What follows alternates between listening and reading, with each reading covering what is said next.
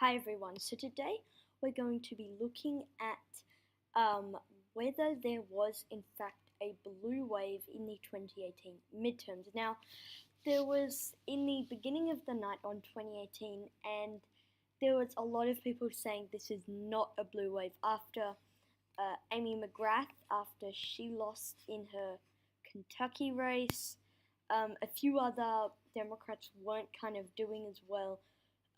Ojeda was losing by big in his race, and there was a lot of questions as to whether it was in fact a blue wave. However, as the night went on, there was more and more evidence of a blue wave especially in the United States House of Representatives. Jared Golden won in the state of Maine. It's now being called that T.J. Cox. CNN hasn't called it, but it's very likely that he will go on and win. And as these California races came in, they were looking very positive for the Democratic challenges against Republicans. The 8th district flipped, and at first it wasn't looking too good. Oklahoma 5 flipped, South Carolina 1 flipped. Joe Cunningham winning against Katie Arrington. But there was a lot of questions as to whether it was a blue wave in the beginning. But as the results came in from the West, there was a lot growing evidence that there was in fact a blue wave. Now, if we go down and look at this one, looks like Democrats will win 235 seats. That's a net gain of 40. Definitely something to note. This a big night for Democrats in the House. Nancy Pelosi likely to go on and be the next Speaker of the House. However, in the Senate, it was a whole different story for Democrats. They lost 4 incumbents. Yes, they did gain 2, but 4 incumbents, that's a lot to lose. They lost Heitkamp in North Dakota by 11 points. They lost Donnelly in Indiana by 6 points. They lost Claire McCaskill in Missouri, and they lost Phil Bredesen in Tennessee. They lost Bill Nelson narrowly in Florida. Beto O'Rourke, he lost in Texas. I could go on and on. There's a lot of Democrats who were hoping to hold on that didn't. There were 2 bright spots for Democrats in the Senate, though. They won Senate seats in Arizona, a hotly contested race, but Kristen Sinema winning by a bit more than expected. And they also won in Nevada, Jackie Rosen winning. And how Rosen was able to win, she ran up the score in Clark County, which is something like 75% of the population of the state. She also won Washoe County. And in these rural areas, there just wasn't enough vote for Dean Heller. Sorry about that. Let's just go back.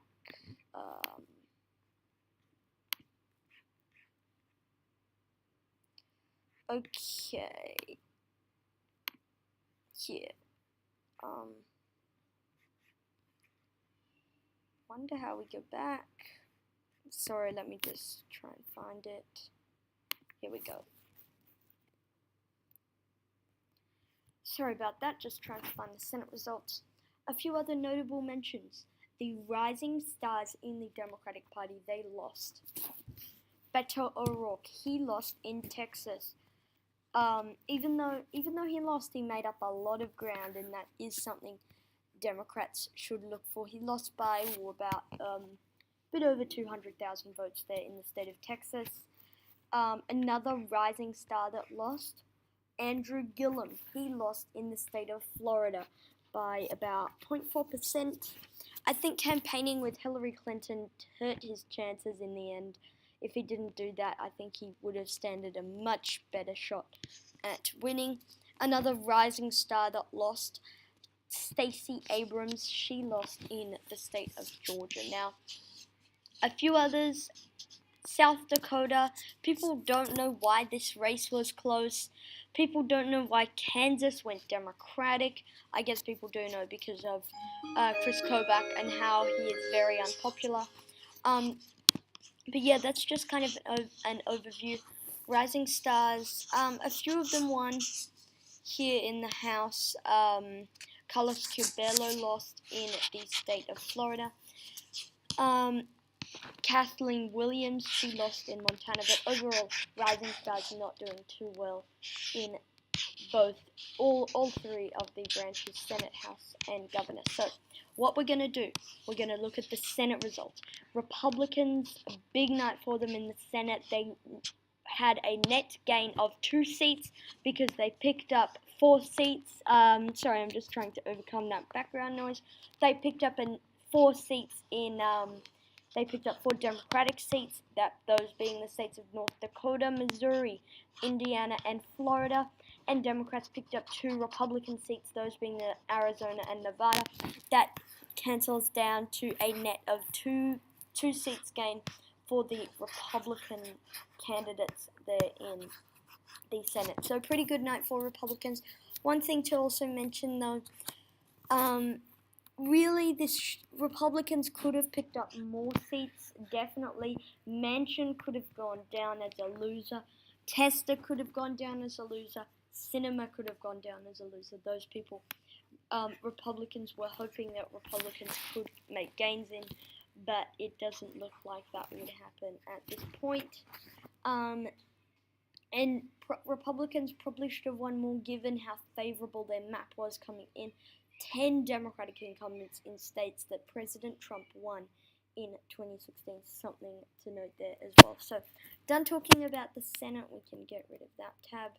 Now let's talk about the House of Representatives. So for the Senate, my verdict, was it a blue wave or not? I'm saying there was no blue wave in the Senate. Now, looking at the House, there's a lot of Democrats who won here. Many Democrats. Democrat winning in the middle of Oklahoma. Democrat winning in rural New Mexico. Democrats winning in rural Virginia. Oh, by the way, Virginia was a good spot for Democrats. They picked up 3 out of the 4 competitive House races, those being Virginia 2nd, where the Republican was favored, Virginia 7, where that was pretty much a dead even, and then also Virginia 10, where Jennifer Wexton. I mean, if Democrats had lost Virginia 10, they would have no chance of picking up the House, pretty much, unless all the polling was a fluke there.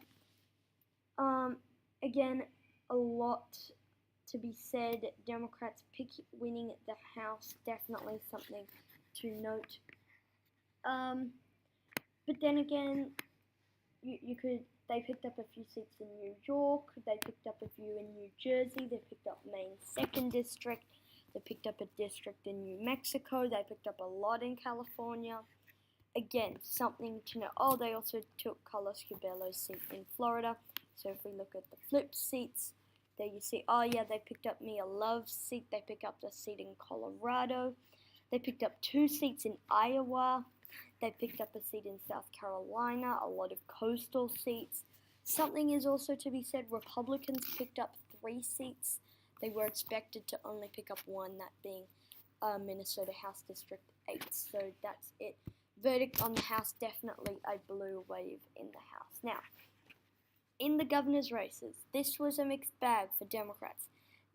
Their rising stars in the governor's races, those being Gillum and Abrams, they both lost. But then there were Gretchen Whitmer won in Michigan. What's his name? Tom Wolf won in Pennsylvania. Tony Evers won in Wisconsin. They also picked up the Nevada seat. And they picked up Maine, New Mexico, Illinois. But then a lot of these competitive races wound up breaking for the Republicans, those being Florida, Georgia, Ohio, Iowa, with the exception of Kansas and Nevada and Wisconsin. Most of the competitive races went to the Republicans at the end of the day. So at the end of the day, I would probably say there was a blue wave probably in this. Actually, no, I'm not going to say there's blue wave in the governor's elections. I'm going to say that there was there was definitely a blue ripple in the governor's races. Now let's take a look at the state legislators. New Hampshire, big night for Democrats. They take both legislative chambers.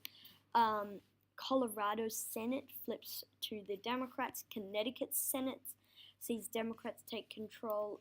Minnesota's House changes over to Democrats, and Maine's Senate also flipped to the Democrats. So I would say with the state legislators, I would probably say there was also a blue wave in the state legislative races. So I need to go now. So I believe this will be my final. Yeah, this is my very last 2018 midterm, I guess, video. And next we're going to start looking at 2020, and I'm very anxious to get on to 2020. So thank you guys for watching this video. Comment down suggestions below, and I'll see you all in the next one.